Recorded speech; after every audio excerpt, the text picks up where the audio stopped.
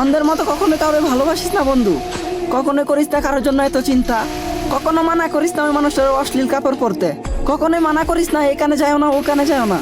এই দুনিয়াতে মানুষ ওই মানুষটারই কদর করে যে কিনা তারা সবসময় পায়ের জুতার সমান মূল্যায়ন করে না, সবসময় শুধু ফায়দা ওঠানোর চেষ্টা করে। যদি বিশ্বাস না করো তাহলে নিজের মা বাবার দিকে একটু তাকায়ও। প্রত্যেকটা মা বাবাই তার ছেলে মেয়েদের জন্য কতটুকু চিন্তা করে, কখন কি লাগবো না লাগবো, কোন জিনিসে তার কষ্ট হইব, কোন জিনিসে অসুবিধা, সবকিছুর নজর রাখে। তারপরে কিন্তু ছেলে মেয়েগুলা ঠিক মতো মা বাবার কলগুলোই রিসিভ করে না। ওইগুলা নিয়ে যদি মা বাবা কোনো শাসন করতে যায় তখন ঠিক মতো খাওয়া দাওয়া করে না, আবার কথায় কথায় বলে আমি বাড়ি থেকেই চলে যাবো।